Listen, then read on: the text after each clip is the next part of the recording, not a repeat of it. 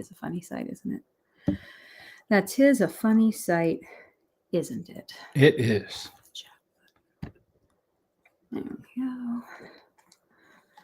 There we Oh, go. the technology. Yep. Oh, the technology. I keep thinking what I could have accomplished if I had access to a quarter of the technology. Oh, it's kind of mind when I blowing. was a kid. You know. Well, again, this is the whole thing. When people want to complain about technology, you sort of go, look, like with all things, there's good and there's bad. There is so much that you could have done. At the same time, there's so much that wouldn't have been an option because of how different everything is now. Yeah, it's true. You know? So it's kind of both, isn't it? Yeah. It's a bit of both. But a friend of mine, Harry Aarons, found something that just left me gobsmacked. It was a fan letter that I wrote to Carl Reiner at the Dick Van Dyke Show when I was 13 in 1964. And he acquired all the papers from that office. And there was my letter. And I still can't believe it looking at it. We shared it a little bit here. I mean, he scanned it for me. It's just to encounter one's younger self. Yeah. Well, but that's, I mean, the other day we interviewed an actor friend, wonderfully talented actor friend, Steven Weber, and for the show. And he was on several years ago, but hasn't been on. It's been 8 years, we realized. And so we wanted to have him on again. And, I was saying that one of the craziest things to me about being a person who exists online, and it exists like on television in the world, is that people watch you age. Yeah. And it is a very strange thing to think that, you watch yourself go from, I mean, in your case, we have interviews with you when you're a teenager. Yep. You're on different shows when you're a teenager. And then, we see you into your 20s. And you started Entertainment Tonight in 82. So we can see you from 82. And then here we are, and it's 2025. It's it's more than a little bit mind-blowing. Yeah. I must say. Yeah. Another pal found my appearances on the $10,000 Pyramid. Yes. And which is Password wonderful. Plus. Wow. Oh, Ken says, thanks for the stuff that we've been sharing on Patreon. You're welcome. Thank you, Ken. It's crazy. Yes, the Chris Nichols podcast, there were some issues with the audio. Yeah. And our engineer is doing his best to fix it. So hopefully that will be up very soon. Fingers crossed. But and then my dad went and had dinner with Chris and his wife last night. So they got to chat a bit more, which I love Chris. I just love him. I think he's just a really special person. Good afternoon from cloudy Simi Valley. Good afternoon from the San Fernando Valley, my friend. It is indeed quite cloudy. Yesterday was this big thing called a Big Family Day Out that they had. And it was an event put on sort of at the Autry Museum, but kind of behind it. Yeah, they were the sponsors of it. Going in. No, not Autry wasn't. No, Volvo. It was Volvo. Well, my email alert was from the Autry Museum. About family Big Day Out? Well, but it was quite cloudy, and I probably am the only person that was thrilled that it was cloudy. I loved that it sprinkled every now and then. We were all outside. I loved that. And I think everybody else hated it, and I was thrilled. But it's really... the different parts of your life, talking about watching yourself age, the different parts of your life. My life right now is being a parent to a toddler. I do other things. We work and all of that. But really, my life is being the parent of a toddler. And so all of these things Who is at present having a bubble bath? Yes, she's in the bubble bath with grandma. It's like... just all these things you never knew, whether it's TV shows that we've never heard of before and now know backwards and forwards, characters we never knew and now know backwards and forwards. We walked into this big outside event yesterday, and Jules was about to play. Now, when I say Jules, to those of you who do not have a very small human in your life, it means nothing. But to me and the other parents, and my husband got in line to meet Jules so we could all get a family photo with them. Let me tell you. And I told Ruby's parents, one of my daughter's really good friends, they met up with us there, and her parents were amped. The kids, they were happy about it, but the parents, we were the ones that were just like, yeah, go Jules, we love you. And that is where we're at. That is where we're at in life. Jules appears And with the with Miss Rachel, Miss Rachel. though now mostly separate, Okay. and has been separate for a while. So you don't know these things. Has been separate for a while. But in Daisy's first and second year, especially, we were watching Miss Rachel and Jules nonstop. Yep. So yeah, it's and we were all all watching and all listening watching to. them nonstop. Yeah. Nonstop. But yeah, to say it's just it's crazy to be able to watch yourself and even just to think about the different, pardon me, the different places you were in physically, but also mentally, looking at all of this. Oh, I still prefer Mr. Rogers. Well, look, all these shows, the beauty is different shows, especially something like Mr. Rogers, they can exist beautifully together.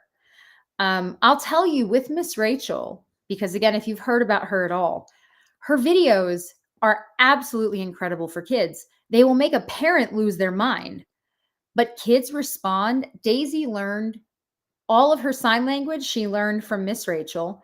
All of her first words, really, a number of them were from watching Miss Rachel. She teaches in a way that kids understand. Yep. And, she learned some sign language and dances and, like Itsy Bitsy Spider, all this stuff. She learned it. So that's the thing, is that even when something is making you crazy, sometimes you see why a kid's responding to it. And it's like, well, I guess they know what they're doing. Arthur's asking if you enjoyed the TCM festival last week. Yes, they did. Boy, did I. Yeah. I didn't get to do as much this year or see as much as I wanted to. And there were some shows I was really sorry to miss. But I was there opening night, worked the red carpet. And at the end of the red carpet, there was a car waiting to speed me down to USC, where I taught my class. Mhm. I can't miss my Thursday night class. Nope. There are only 14 sessions, so each one really matters. And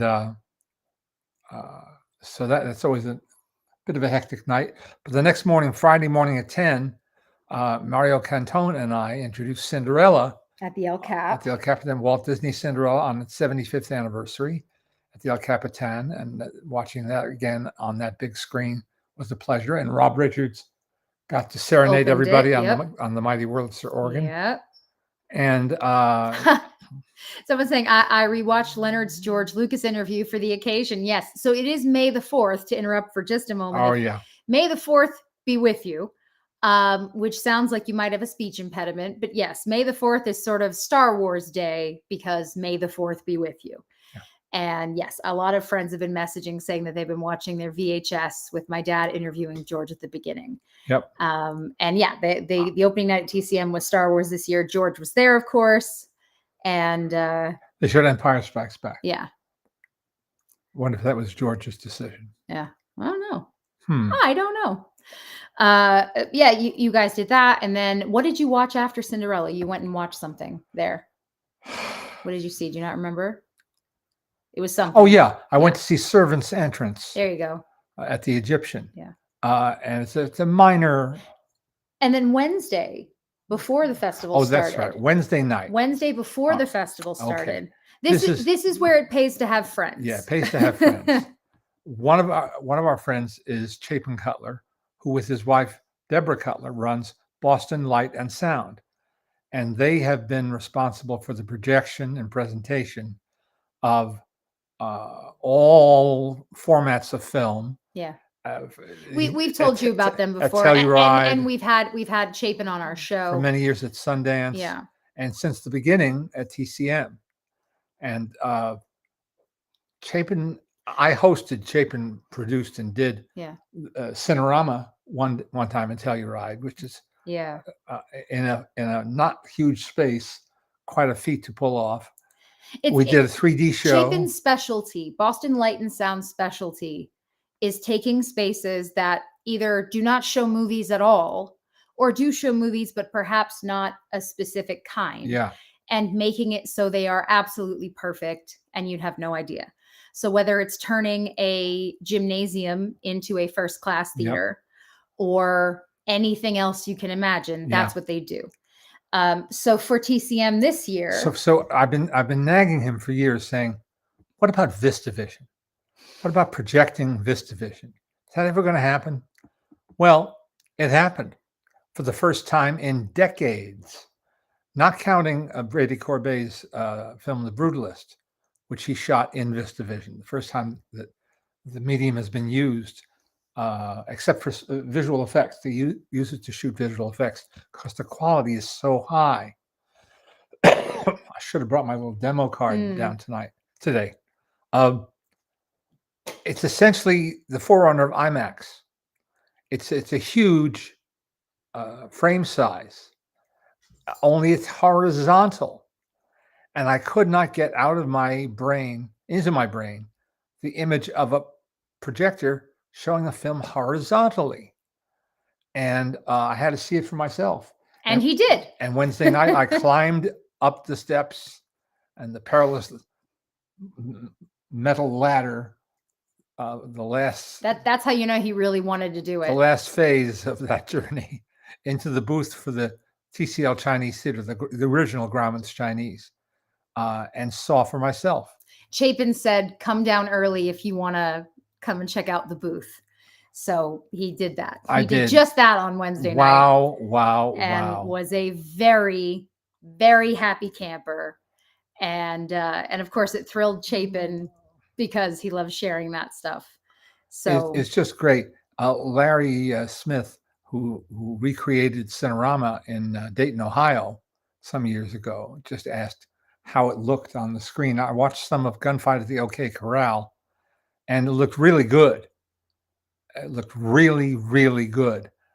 I think it pales a little in comparison to today's digital cinema, because digital is so razor sharp that, you know, the beauty of VistaVision was that, look, the larger the negative, the more it can the more information capture. Yeah.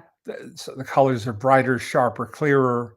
The images, everything is packs a punch. And it looked great. It looked wonderful. And I can die happy. I think that it's hard to explain. Obviously, a lot of the folks that join us have fun with, watching originals and seeing negatives in person, looking at film itself, the different versions of film. It's exciting. And, it's the whole point of TCM is that you kind of just gather all those people up. A few of them are saying, "Did you get to Beau Jest?" Yes. Yes, that was the grand finale. That was his big one. And what a grand finale. I saw this film when I was an adolescent. The silent version of Beau Jest, 1926, with Ronald Colman. And I fell in love with it then. I just fell in love with it. It has a mystique and exotic quality flavor to it. And I haven't seen it since. And it's hard to see. I mean, there are prints here and there. I guess there must be video copies as well. I haven't looked online very extensively. But there's been no official high quality, release. And to create this 35 millimeter, well, ultimately it's digital now, but to create this composite print, they had materials from like 6 of the leading film archives of the world. And this print had this, but had this shortcoming. This print had this, but another shortcoming. And they had a mix and match. Yeah. And then the newly, newly restored Egyptian theater is just glorious. we sat in the back row. Alice and I are both using canes right now. So we sat in the handicap row and had beautiful sight lines, and the music by Rodney Sauer and the Montalto Motion Picture Orchestra was perfect, perfect. And this wonderful film unfolded. They were very, very happy campers. It was thrilling. It was. I've been saying this, and I'm not exaggerating. It was the transcendent experience. It really was. It transported us to the setting and the environment of this movie. And I interviewed Noah Beery Jr. some years ago, and he remembered going to visit his dad, who's the villain of the piece, in Yuma, Arizona, which was substituting for the Sahara. And you could only drive so far, and then you had to go on horseback because the dunes, there was no way to get through. It's just everything about the film and the presentation of the film, just fantastic. Kent is saying, I think you're so lucky to have seen so much great Disney animation before they started to clean it up and make it look more HD and 4K. And I wanted to go back to that for a second because it's true. On the one hand, it's nice to have a really clear image, obviously. On the other hand, there's something about the occasional cigarette burn, blur to it. And also, people are kind of used to this extreme, like it's too much, it's too clear. I will never forget this was the last time they celebrated a Mary Poppins anniversary. I don't remember which number they were at, because there's so many of these celebrations now where it's like, it's 98, it's 99, it's 100. That's, it's constant. I was worried which print they were going to use of Cinderella. Yeah, for sure. And I meant to inquire and then just too much going on. Lost track of time. And when it came up on the screen, again, big screen, and I saw the RKO Radio Pictures slug at the bottom of the it all felt okay again. Everything's right with the world. Nick says, at least here in this. Some people blame your friends for these restorations. Well, again, because this is the thing. On the one hand, it needs to be in good enough shape that it can be screened and shared. On the other hand, you don't really want it to be super, perfect. Yeah. So this screening they did of the whatever they'd done to that last iteration of Mary Poppins was too clear.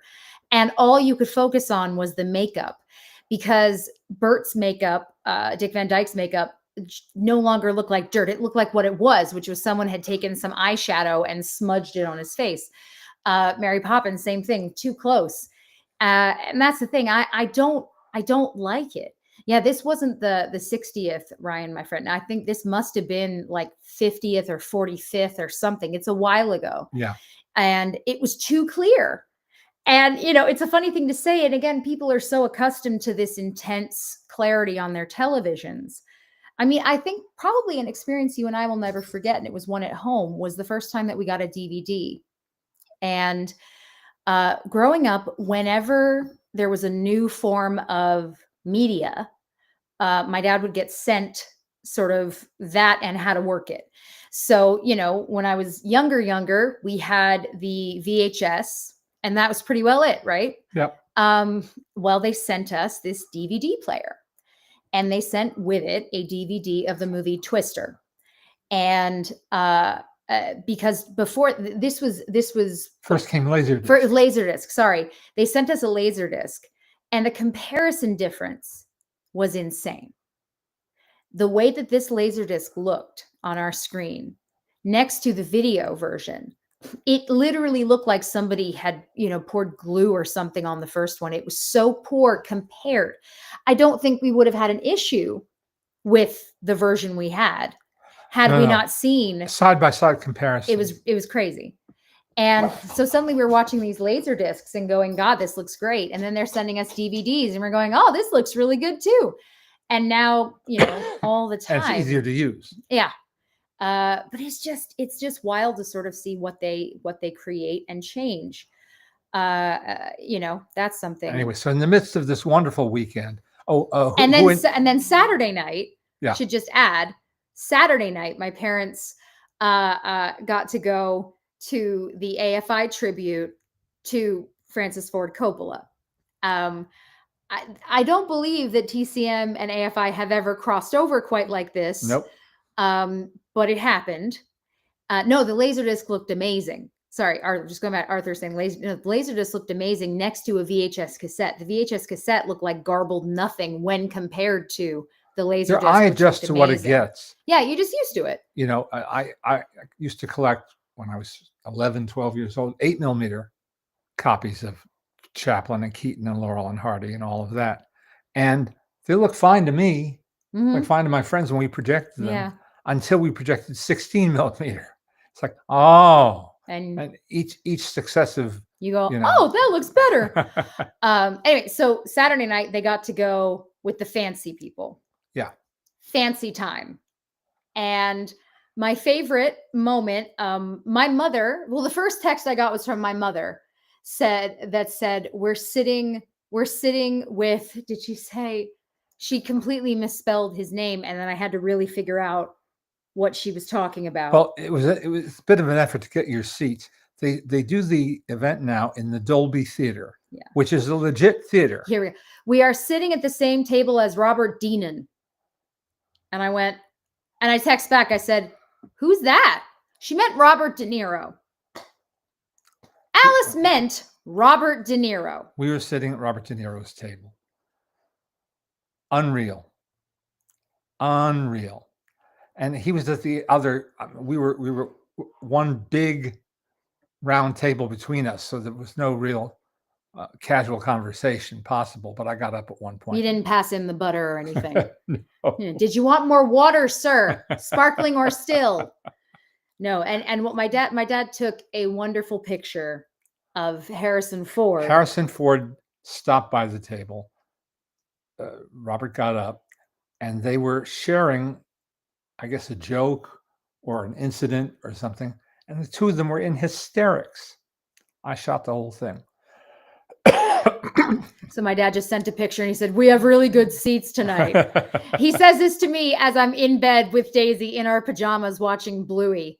And I'm just like, cool, man, cool. So funny. Amazing. Yes, they went to the dinner for George Stevens Jr. There's always a little party before the Robert Osborne Award happens. So my dad went to that for a bit to see him. He's such a nice man. He is. George Stevens Jr. He's a very, very lovely man. Yeah. But yeah, so they had a blast at the AFI tribute. And as always, Bob Ghazali, who runs AFI, is a gem. And he treats both my parents really beautifully. And I appreciate him immensely. Yes, David says, Robert De Niro is my favorite actor. I'm literally, David, I'm looking, going, Robert Deanon. And I'm trying to figure out who that could be. Going through in my head, well, I'm not really sure. And then my dad sent the photo of Robert De Niro and Harrison Ford. And I went, she means Robert De Niro is what she means. Oh, okay. So yeah, you guys had I would say a really solid weekend. It was a solid weekend, as solid as it gets. Yes. Daisy and I, unfortunately, both got some kind of plague, and we didn't get to do anything. We just stayed in bed trying not to infect anyone around us. So this is the first year in a very long time where I didn't even get to go to anything for TCM, and neither did she, which is such a shame because I really love seeing all of our friends and doing all of that. But yeah, I didn't think it would be a good idea to bring me and a coughing 3.5-year-old around. That just didn't seem nice to do. But yeah, it's so I will say I have been catching up because I was in bed all weekend.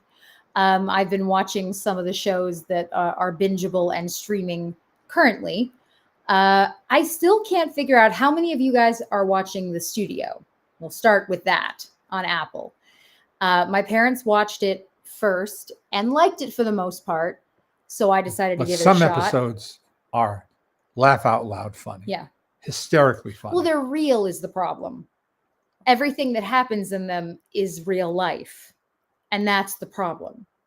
Is what I'm not sure about is how people who don't sort of live in this industry, do they find it funny?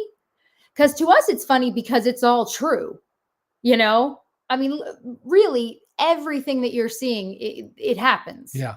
So I just sort of keep going. Is it funny if you don't know the industry? Is it still funny then?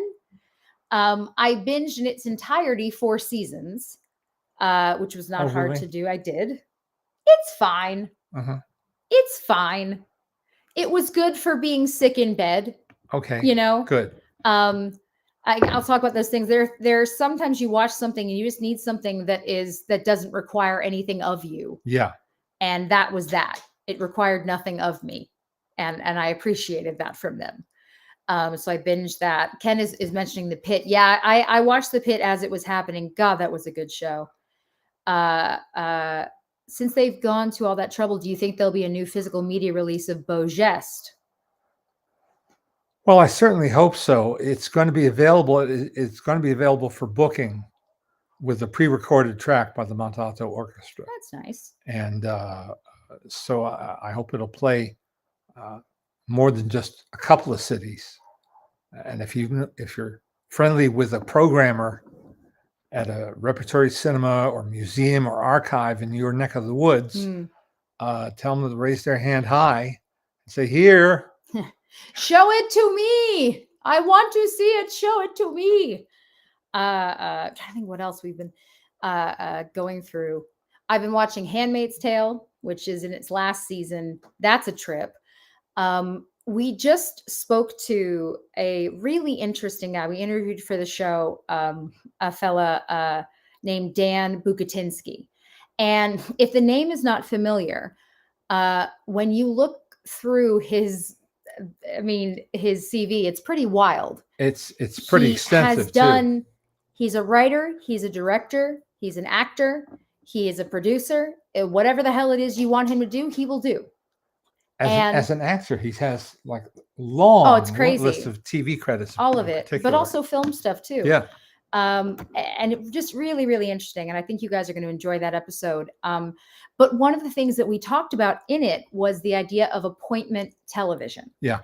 And that it's so interesting because I think one of the biggest changes with streaming and how everything sort of works now is that you find yourself looking for people to talk to about what you just watched because you don't know what everyone is watching.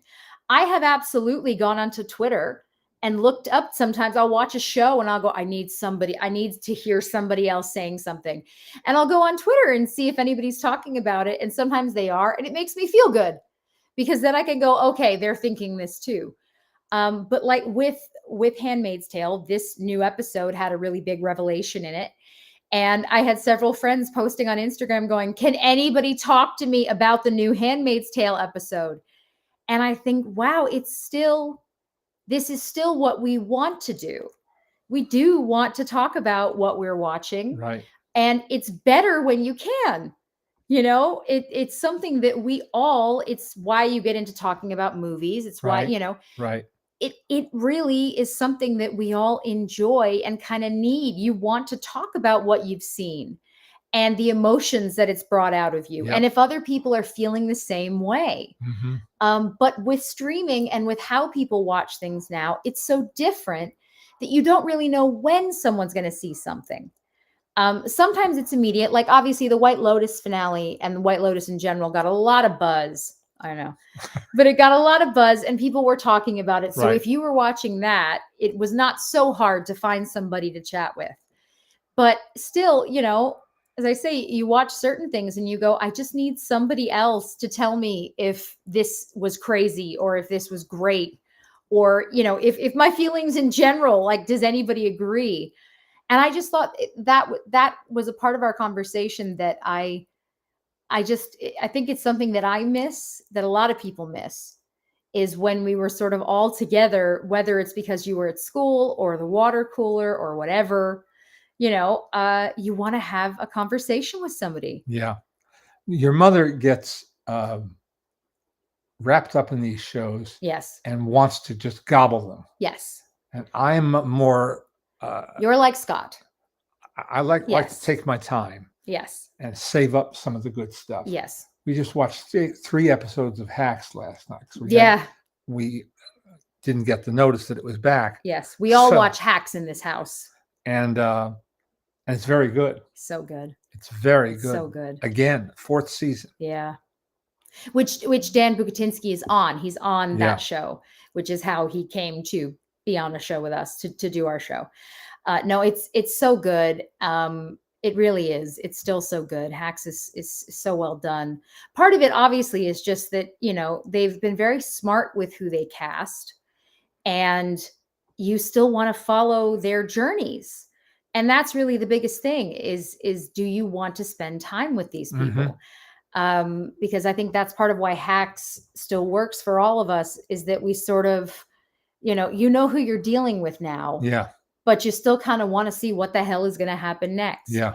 I'm trying to think, there was something else that we were all. They've created cliffhangers. Yeah. In a story that Yeah. doesn't seem to call for that, but it's worked. Yeah. It's worked very, very well. Oh, that's the other is we all started watching Etoile. Etoile. Pardon-moi. New show that is Amy Sherman Palladino And Daniel Palladino and the folks who brought you Gilmore Girls and the Marvelous Miss Maisel. Maisel. And it stars Luke Kirby, who was on Maisel as Lenny Bruce. And he's really good in that. Though the more I see him, I realize I think that sort of just is him a little bit. He just is a little bit Lenny Bruce. He's one of the leads in it, and he's great. And it's a really interesting show so far. Oh yeah. I say my husband was watching a bit of it with Charlotte me. Gainsbourg. Yeah. is very good. Yeah. And Simon Callow. Oh, he's having a blast. He is having a blast. Playing a billionaire who's used to spending large amounts of his apparently bottomless Yes. reserve of money to sponsor things like ballet, but then he wants to put his fingerprints. He wants to be a part of it. Oh, he's so good. Interviewing him was, I think, one of the most fun experiences we've had in a long time. It's a few years ago now, as everything is a few years ago. We interviewed him for our show, and I'm so glad he wasn't a Zoom interview. I'm so glad that was when we were still doing everything in person, because sitting with him was a joy. You know, he is a character, and he's funny, and he's somebody who is still having so much fun. You know, you can feel it and you can see it in the way he is. He's still having fun doing this. And that's a wonderful feeling. And he's playing an outsized character, so he can really... No, not Simon Cowell. It is hard because their names sound similar and they're both British. Simon Callow. Callow. Who in his other life, other waking hours, yes, has been a biographer of Charles Laughton, and a serious biographer, multiple volume biography of Orson Welles. Many books. Yeah. Like many books. No, he's fascinating. And yeah, I loved, I think about that interview sometimes just because it makes me happy. It was a really cool experience, and I loved it. It's great to be with him. Larry's saying you started saying something about the famous pre-code employees entrance. Which I love, but no, this was servants' entrance. Also pre-code, 1934. And I've wanted to see it for decades because it has a Walt Disney animated cartoon sequence. It stars Janet Gaynor and Lou Ayres, and it's a frothy, frou-frou of a movie. A frothy frou-frou? Yeah, that's the technical term. Yeah, I would call it. I think it's just fair to call it unmemorable, but everybody's good.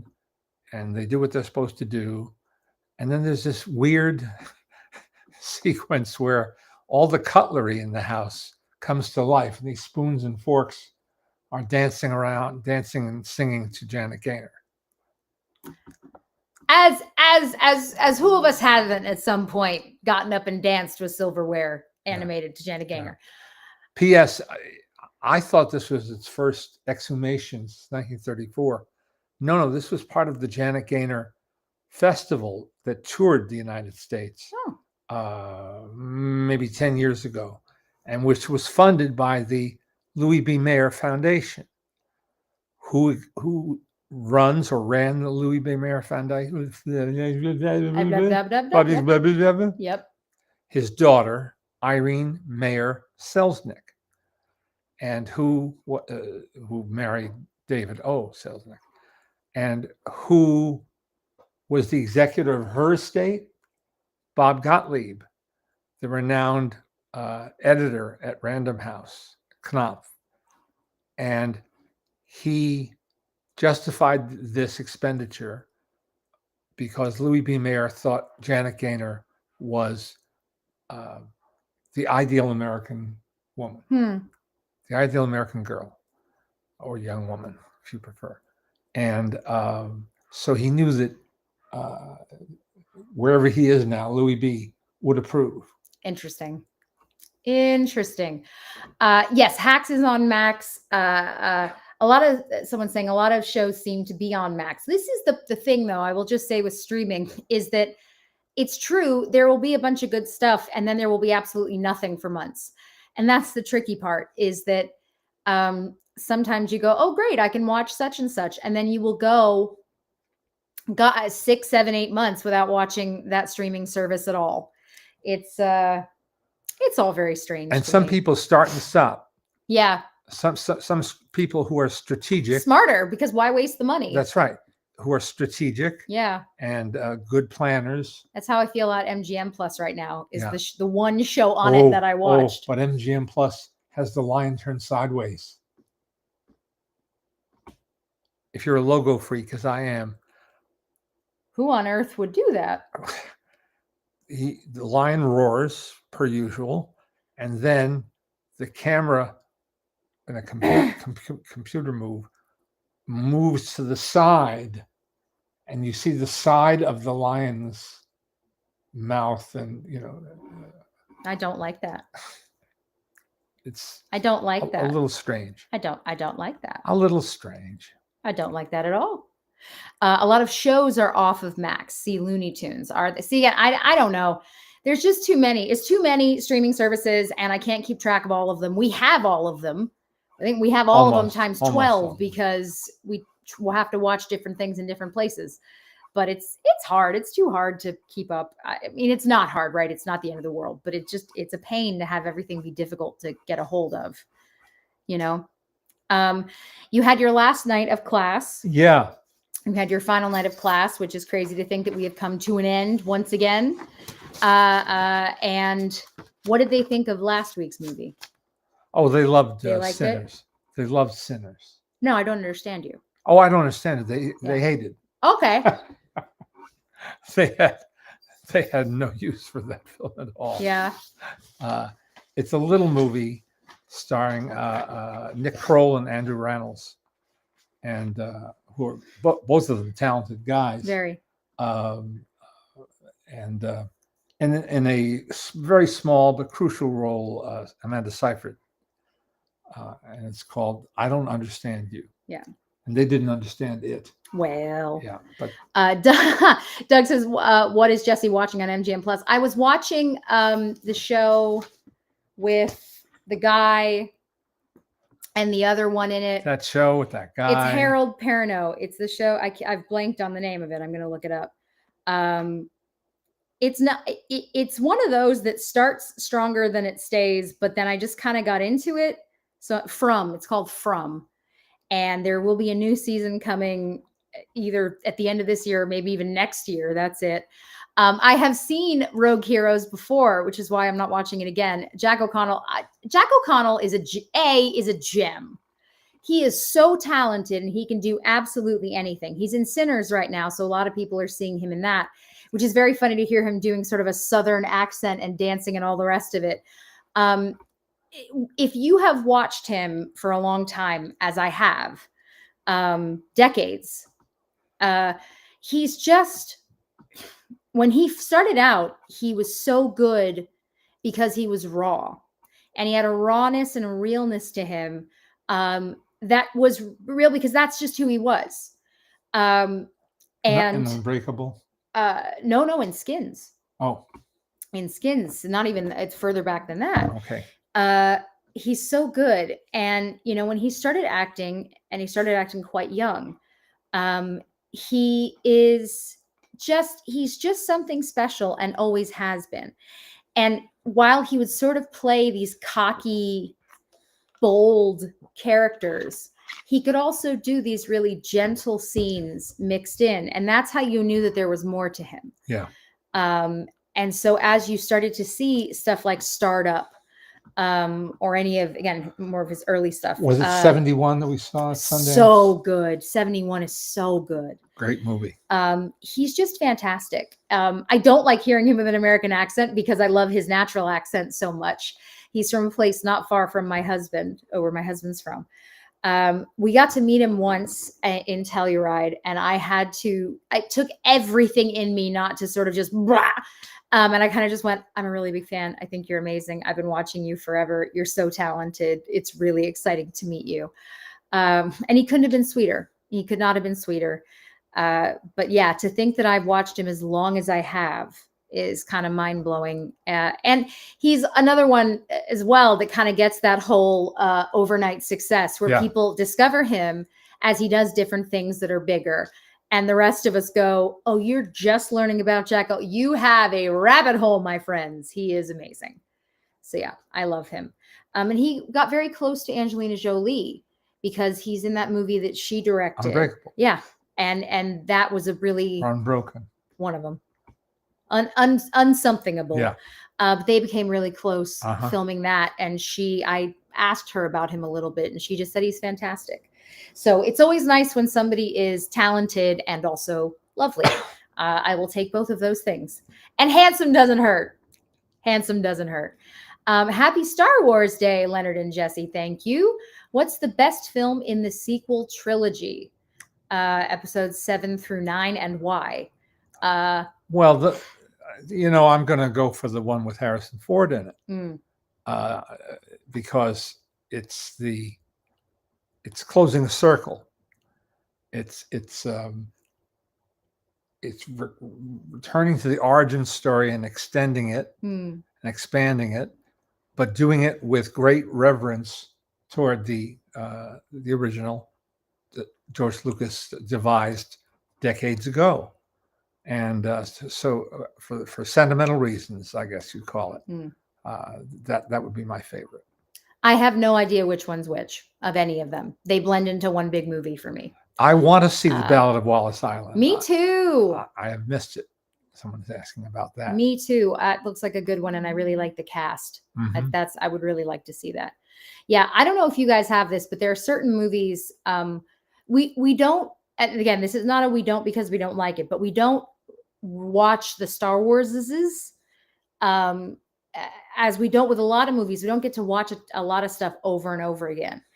And unless it's Lord of the Rings, because my husband's obsessed with that. And I've seen all of those movies about 10,000 times now. Though I still don't know which one's which with those either, because immediately a scene will pop up and he can tell you the scene number. He literally, this is his obsession. He knows he loves Lord of the Rings. But yeah, with the Star Wars I really don't know where they separate and which one's which and where they all come from. So somebody will say, oh, it's blah, blah, blah, blah. And I go, sure is. I think to me, what amazes me most with all of those though, is the music.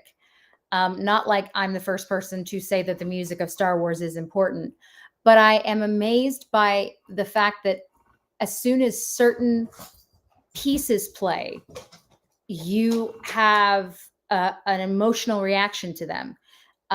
If it's the Emperor Death March, like you have a reaction to that. If it's the opening sequence where you're going to be reading, what that is.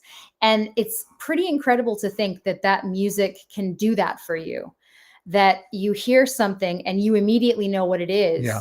And you can even picture the scene. You have a strong association. It's so, and I mean, that's why I don't know that there could ever be someone as prolific in terms of music, because he's kind of, especially considering how long John Williams has been composing. I don't know that there's like, especially if you go into the real world, I don't know many people who could name any composers really. But people can identify John Williams because I mean, it's something as simple as Jaws. It's two notes, you know, it's two notes, and everybody knows what it is. Yeah, I can't. Thank you. Frank says, I like how you call them the Star Wars. I do. It's Star Wars. People will say to me, oh, yeah, they're going to show whatever. And I go, yeah, Star Wars. I'm like, yeah, but it's called such and such. It's Star Wars. It's all Star Wars. What have you got? Well, for show and tell today, I went to the wall again. I went to the wall. And what did you find at the Well, wall? I found that I couldn't bring anything too large. That is true. So this is the largest piece. I have framed artwork today. Framed artwork.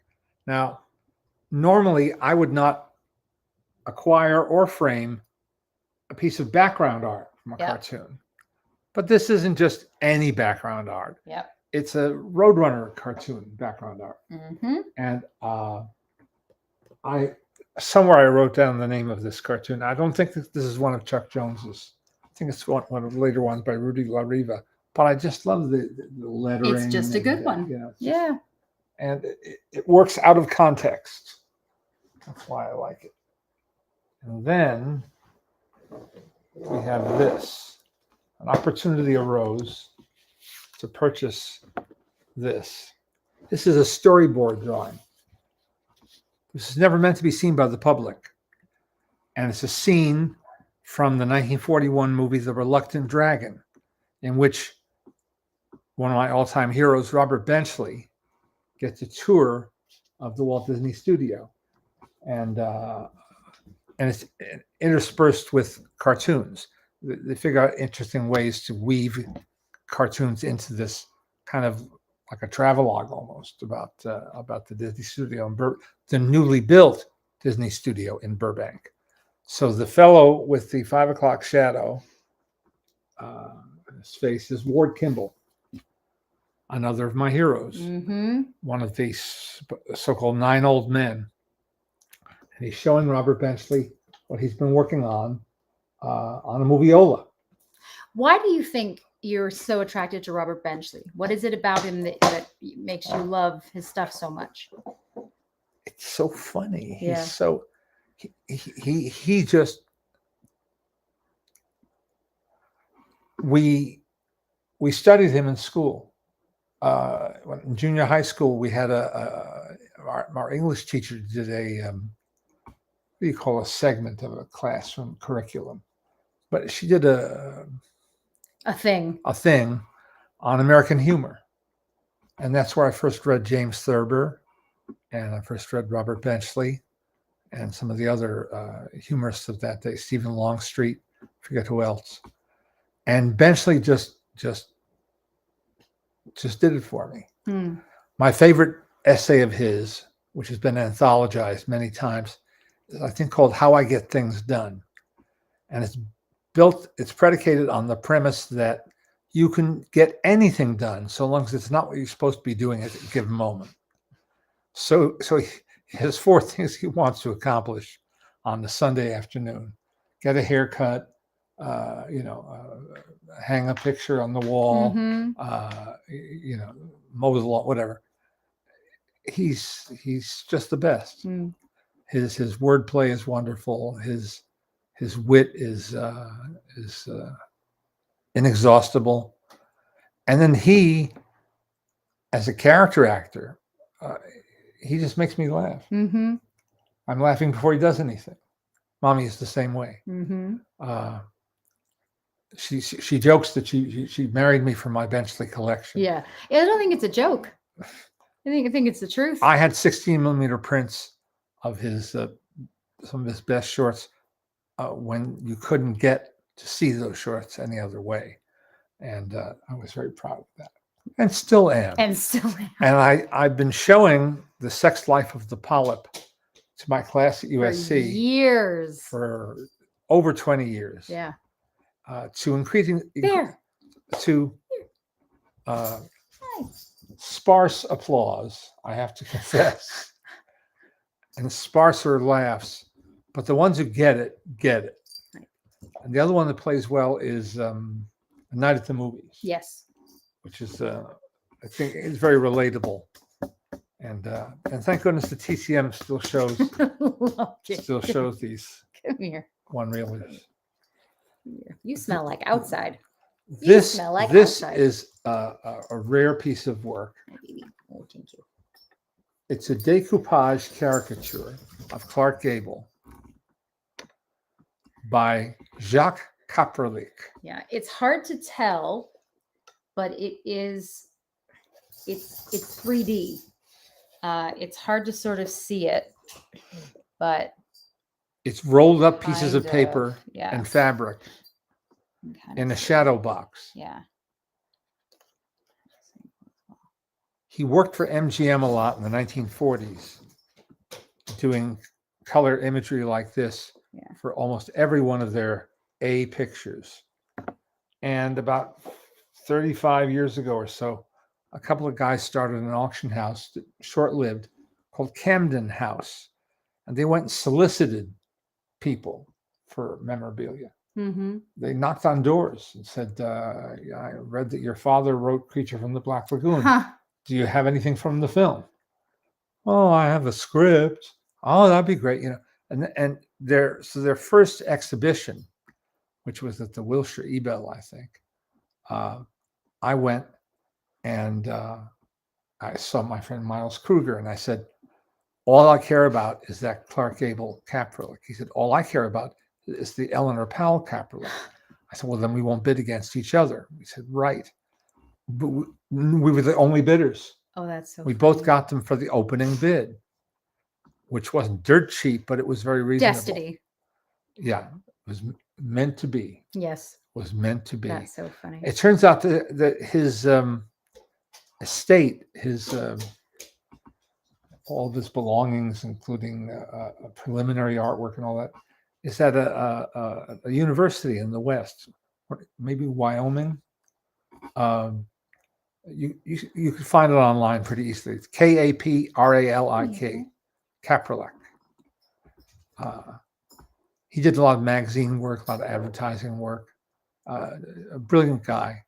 They did one sheets for, let's see, here's what: Don't Go Near the Water, 1957 MGM, and Silk Stockings, also MGM 1957, with Fred Astaire and Sid Charisse. Those are Kapralik renderings. And no one else looks like his stuff. He is unique. Have you ever seen any others in person? I mean, other than the No. one that Miles got? No. But at the university website, Yeah. you can see others in various stages. Do they have bigger? Ooh, punch the table. They have bigger ones, or do they tend to be about that size? I don't remember. Okay. Lie. Sometimes, no one will sometimes he has settings, like a stage set. Mm-hmm. And that's No, I've never seen Goldie. I don't know that Goldie exists. This print of Servant's Interest, which is another Fox movie, was unrestorable, essentially, because all that was left was one nitrate 35 millimeter print with some splices, and some splices chopped up words and dialogue. Well, there's no way you can recreate it. You could technically do it, but you wouldn't want to. But they salvaged the film. A man named Alex Gordon got a dream job in the early 70s. It was hard to be Fox's archivist. They didn't have one at the time. And he unlocked a vault, almost literally unlocked a vault, and found all these pre-1935 Fox films from the late silent era and the early talkie era. And none of them was in circulation. And it's like Fox didn't even acknowledge that they owned them. And so what he did was he did the proper thing. He tried to make dupe negatives and duplicate projection prints. And then he made a 16 millimeter, what do they call it? Not markdown. Reduction print, a 16 millimeter reduction print one for him, one for his lifelong pal, Bill Everson. So Bill announced at the Theodore Huff Film Society one night that he was going to be showing over the next year's time a series of really rare movies. And all he would tell us was that he could guarantee we hadn't seen them before.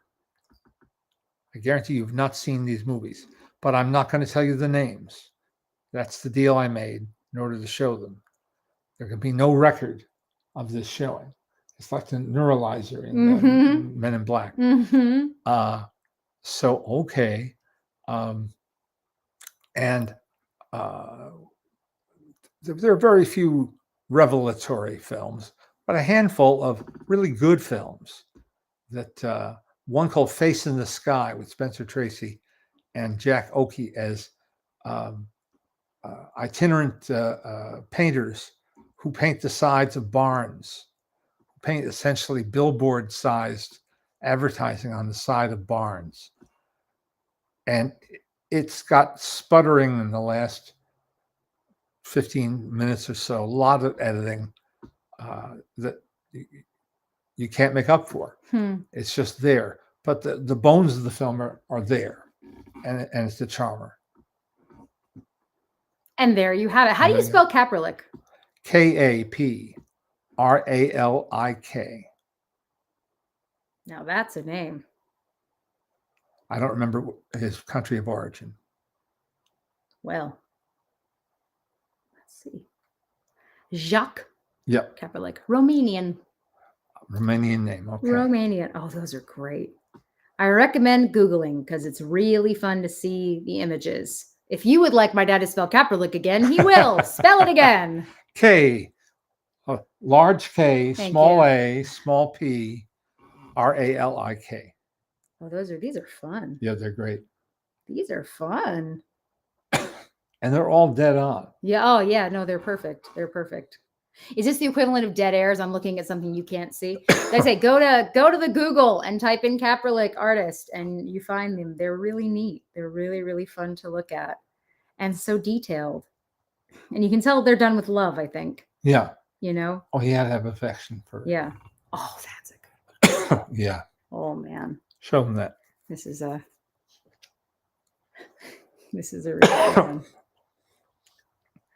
Man, oh man. Oh, we've been watching two old TV shows at night to relax. One is To Tell the Truth, which is on YouTube. It's on the YouTube. The YouTube, thank you. And with Bud Collier as our host. And I'm watching the early ones, 1957, 58, 59. And sure enough, a guy turns up who was Freckles in our gang. There was no Freckles in our gang. But now at least I have a context for it. He won a contest in Atlantic City run by a guy who had a nice little side hustle. And the side hustle was he held these contests. You had to pay money to enter, and you would win some sort of prize and a role in an Our Gang comedy, supposed Our Gang comedy, except it wasn't. It was just a home movie that the guy made, and he got the local theater to show. Huh. That's sketchy as hell. Yep. That is sketchy as hell. Yep. And that's why so many people claim they were in. Oh, that's really wild. Who never set foot in California. Yeah. The only place they were ever made. Yeah. By Hal Roach. So strange. Yeah. So and then we're also watching You Bet Your Life with Groucho. And surprising guests turn up. Louise Beavers turns up there, older than I've ever seen her, because I think I lost track of her in the early 50s. But I did learn before seeing this episode that she was an officer of the Screen Actors Guild. Huh. And there's a picture of her at a meeting chaired by Ronald Reagan. Interesting. And very interesting. And then Dawes Butler turned up the other night, and he did all of his voices for Groucho. Mark Evanier took me to meet Dawes when I was first commuting out here. Dawes Butler and Stan Freberg were the puppeteers who operated and voiced Beanie and Cecil on the Time for Beanie TV show that Bob Clampett produced. There's been the second part of the Clampett auction this weekend. Mike Van Eaton's galleries, Van Eaton Galleries. Anyway, Dawes was a wonderful guy and mentor to Nancy Cartwright. He taught voice acting. And what he taught was you don't do a voice, you become a character. It's an acting performance, not just doing a funny voice. And but when he was talking to me, it's like, well, I know this voice, his natural speaking voice. Why do I know it so well?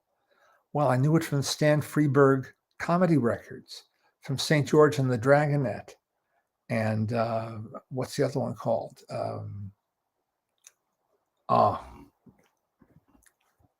Those were best-selling records. And that was his natural voice. So you just played a hunch, Joe. You know. So good. We love Stan Freberg. We love and stand by Stan Freberg in this house.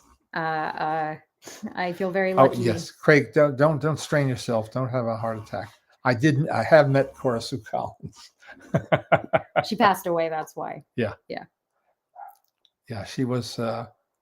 There's another child actress that I did meet though a year or two ago, who was not as well showcased as Cora Sue, and I'm blanking on her name, and I'll look it up to tell you next time we talk. Are you guys going next week, or are you not going next week? Not going. Not going. So we'll be here next week. It's Mother's Day, so it'll depend on how my mother feels. But in theory, we'll see you next week. Thank you guys, as always, for joining us, and we love being with you. And we hope you have a good week. And be kind, always.